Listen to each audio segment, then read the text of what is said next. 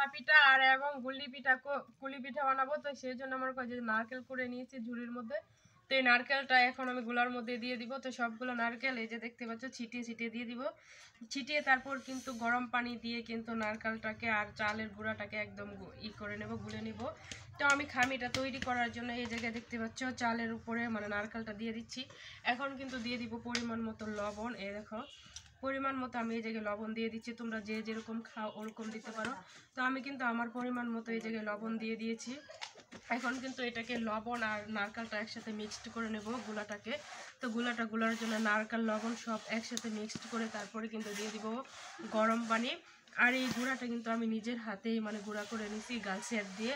তো এটা মানে পিঠাটা তৈরি করার আগে মানে গুঁড়িটাকে ভেজে নিয়েছি। আর ভেজে নেওয়ার কারণ হলো পিঠাটা শুধু আল্লা চাউল দিয়ে যদি বানানো হয় তাহলে যেন একটু নরম করার জন্যে তো ভেজে নিয়েছি। তো ভাজা তারপরে কিন্তু গুঁড়িটাকে এখন নারকেল আর লবণ দিয়ে মাখিয়ে নিচ্ছি। এখন কিন্তু হালকা গরম পানি দিয়ে গুঁড়িটাকে গুলে নেব। চাল দিতে পিঠা যে ভাপায় বসছে। তো এখন হলো এই যে দেখতে পাচ্ছ গুঁড়িটাকে গুলে নেওয়ার জন্য এই জায়গায় কিছু পানি দিয়ে দিয়েছি।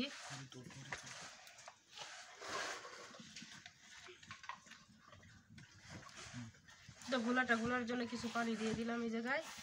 এখন পানি দিয়ে গুলাটাকে খুব ভালোভাবে মেখে নিচ্ছি।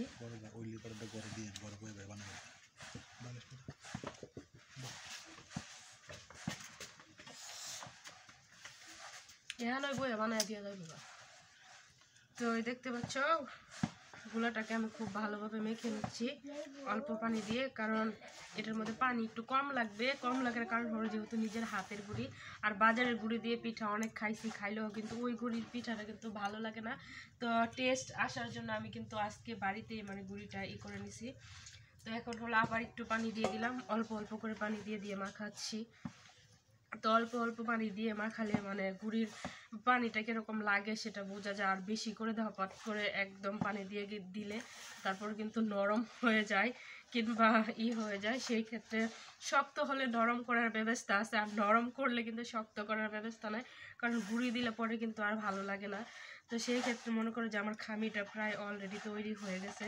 তো এখন আমি ভালোভাবে একটু মতে মতে নেব, কারণ মতে মতে যদি নেই তাহলে কিন্তু পিঠাটা মানে বানাতে খুব হবে। তো আমার আর একটু পানি লাগবে।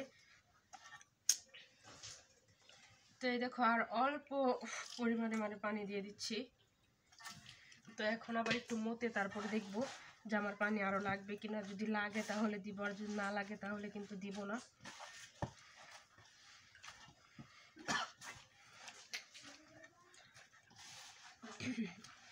তো এটা দিয়ে কিন্তু গুলি পিঠা বানাবো।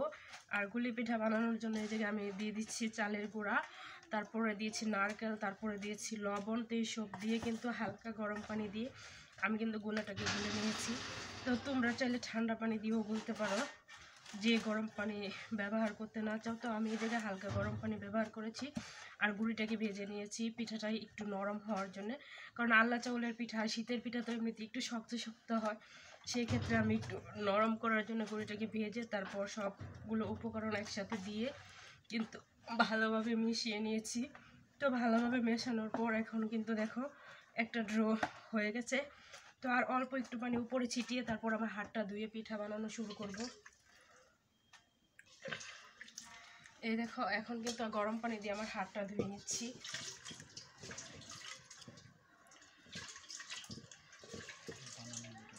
যেহেতু এটা দুই হাতের কাজ, তো সেই জন্য মানে দুইটা হাতই ভালোভাবে ধুয়ে নিতে হবে, আর এক হাত দিয়ে এটা বানানো যায় না। তো আমার খামিটা তৈরি করার পর একটু পানি দিয়ে তারপর কিন্তু ভালোভাবে কিন্তু এই যে দেখো একদম ডলে ডলে কিন্তু দুই হাত দিয়ে কাইটা করে নিচ্ছি। আর পিঠাটা এখনই বানিয়ে ফেলবো। তো আমার গুলার ভিডিওটা কেমন হয়েছে, খামি তৈরি করার ভিডিওটা কেমন হয়েছে অবশ্যই সবাই কমেন্টে জানাবা। তো আবার চলে আসবো নতুন কোনো পিঠার ভিডিও নিয়ে তোমাদের সঙ্গে শেয়ার করতে। সেই পর্যন্ত সবাই ভালো থেকো, সুস্থ থেকো। ধন্যবাদ সবাইকে। আসসালামু আলাইকুম।